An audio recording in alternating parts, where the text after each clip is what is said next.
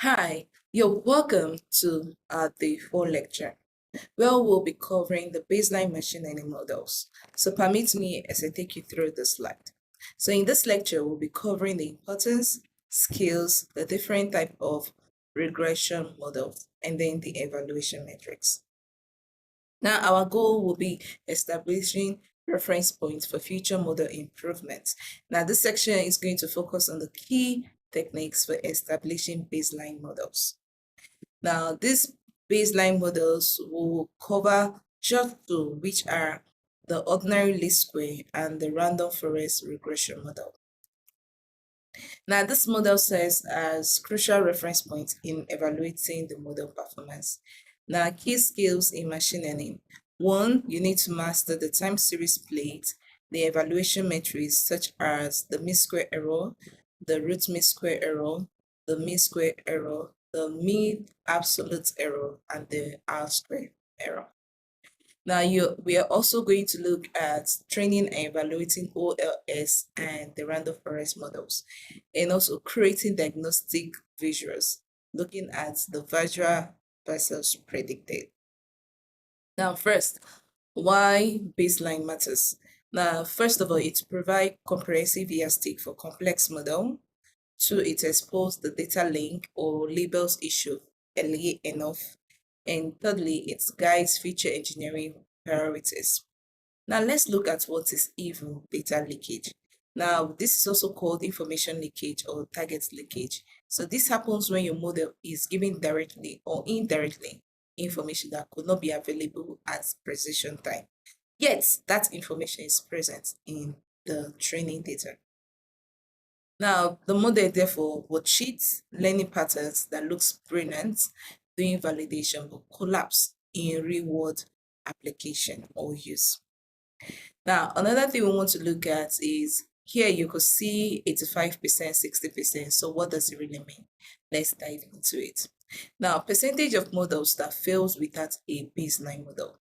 This establishing a reference point is crucial for accurate evaluation.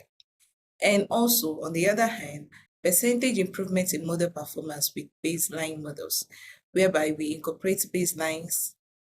Incorporating baselines can significantly enhance predictive accuracy and dependability.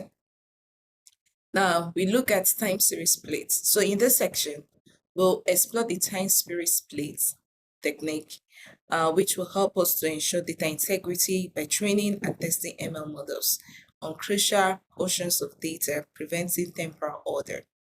Now, how do we go about the split patterns for time series? Now, we are going to go through the code by sorting out the values and also doing the splits where we'll have 80% train and 20% test. We are going to see more during our coding section. So this is just to give you a pictorial idea of what you should expect. Now, we always sort by time to avoid leakage. Now, OLS, the ordinary least square regression model. Let's have an overview on this. So OLS is just a foundational regression technique which helps to estimate the relationship between variables. Now, it is very known for its simplicity and easy to interpret and efficiency in various applications. Now, its formula is where we have the y hat of beta 0 plus the summation of beta I xi, where x is the variable. Now, best when the data is linear or heavily featured engineer. One of its pros is the coefficients, clear insights, and fast. Now, the assumption, it's assumed to be linear, independent, and homoscedastic errors, which is also has normal residuals. Now we look at random forest regression.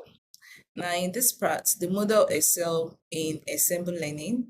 Now when we talk about ensemble, it means we are trying to put together more than two models. Now providing robustness and accuracy. First, it identifies feature importance and allow tweaking or tuning of hyperparameters to enhance predictive performance in various datasets. Now, ensemble of decision tree provides the average prediction. Now, once you know decision tree, the advanced model of it becomes the random forest.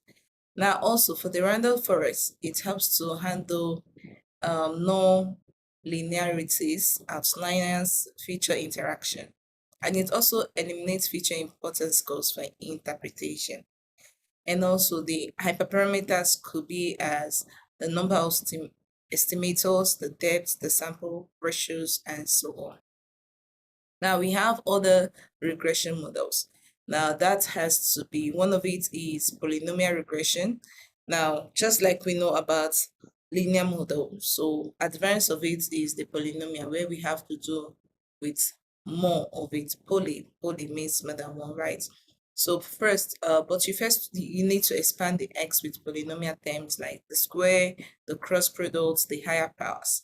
So for polynomial regression, the coefficients are then found by the same closed form OLS solution above.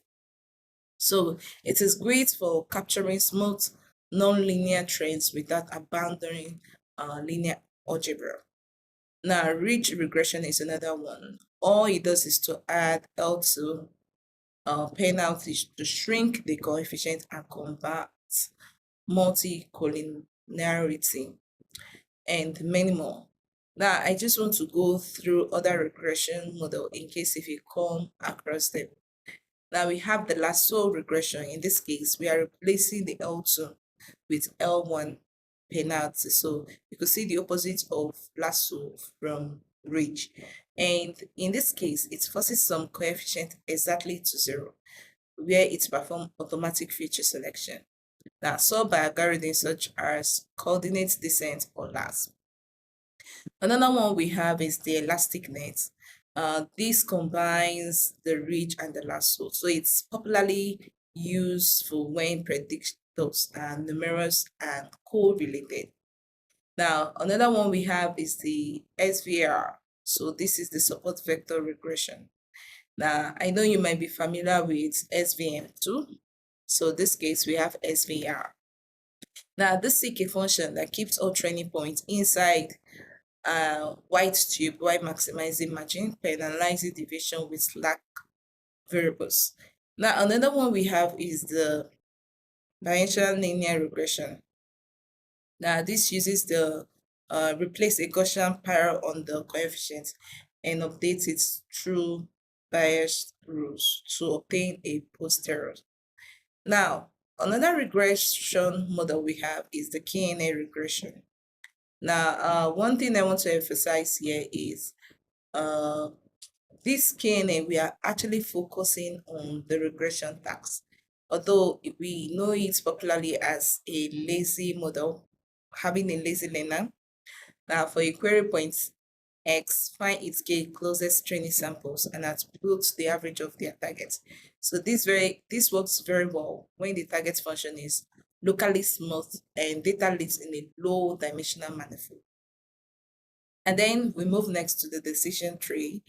And for this kind of model, it is recursively partition feature space into aligned rectangles, choosing split that minimizing within node variance.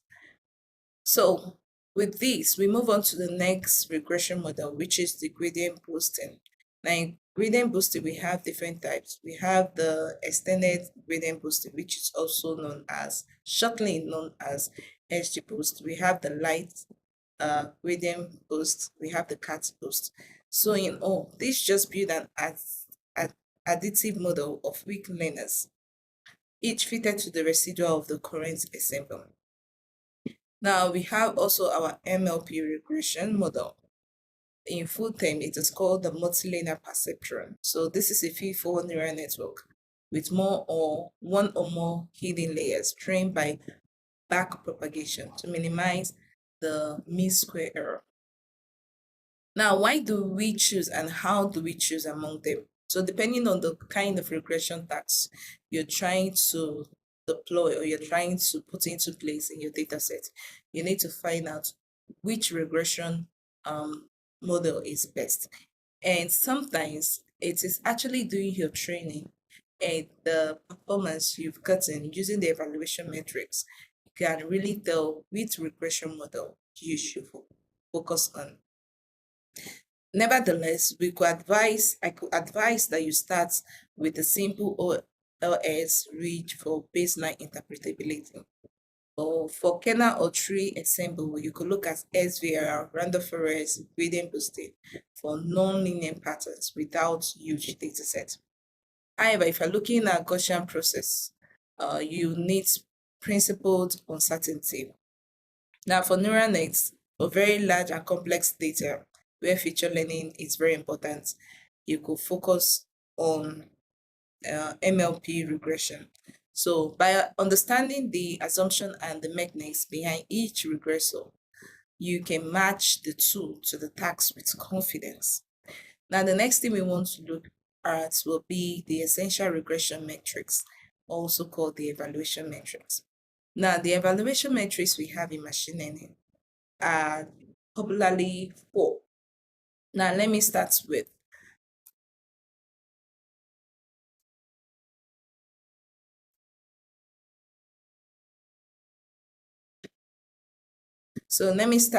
what we have here. So in this case, we have the mean absolute error. The formula is mean, which is also called the average, where we have y minus y hat. So this tells us the differences between the predicted value and the actual value. Now we have the mean square error, MSE, which finds the mean between y minus y hat. And this tends to penalize large error. The same goes for the root mean square. And this is the mathematical formula. Then we have the root square, which has this formula, and the variance explained from 0 to 1. Now, the visual representation of essential regression metrics for analysis. Now, we move to the next one, which is the diagnostic plot. Here, we're looking at actual versus predicted, the residual, and the feature importance. Now, let's see here. Now, looking at this graph, this is just a graph that is plotted between the actual value against the predicted, the actual power against the predicted power using the random forest model. Now, what is the purpose? This is just to check the linearity and the bias of the model. And in interpretation, ideally, points should lie close to the red diagonal line, perfect predictions. In this plot, the predictions are consistently underestimating the true values, indicating a potential bias in the model or missing feature. So if it were close to this red diagonal line, we could say that the prediction is perfect, but it's not. Okay, so let's see another one. Now, this is residual errors over time. So on the x-axis, we have the time index, and y-axis, we have the residuals. Now, what is the purpose of this? This is to help us detect non-stationarity, drift, or time-dependent error patterns. Now, in interpretation, residual fluctuates with time and seems to increase in variability, which may suggest model performance degrades over a certain period, potentially due to unmodeled temporal dynamics or external factors. Now, we want to look at feature importance. Now, feature importance, this tells us which particular features is of most importance when carrying out our regression task. Now, we have to identify which feature will influence that model prediction.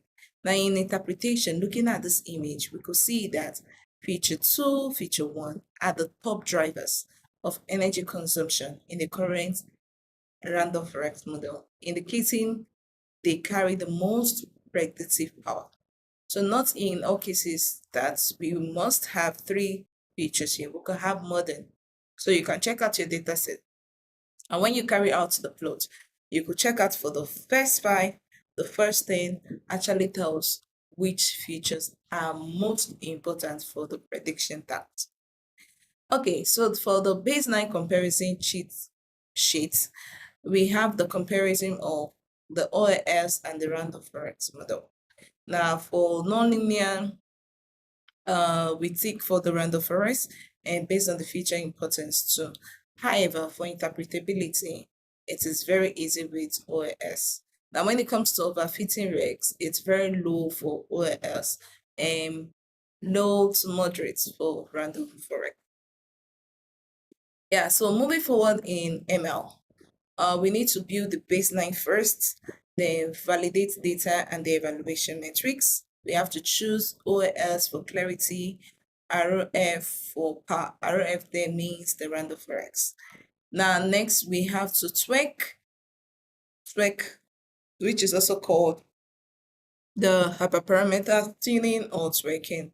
And why do we do this? We do this in order to improve the model performance, and we could also cross-validate. Okay, so key takeaways and strategy for advancing your machine learning journey. Thank you so much for listening. And I want to add to this that after this lecture, we'll be moving over to the code. Now in the code, I will take you through the data split and how we call our machine learning model. Don't forget, in our last two videos for day 2 and day 3, we actually talked about how to process your data set. So this data set is what we'll be calling into our machine learning model. Now, see you in my next video where we'll be using the clean dataset for our machine learning model for us to train and to test the performance of the model. And if we don't have a good result, definitely we can tweak the parameters so that the model performance can be improved. Are you just joining us for the first time?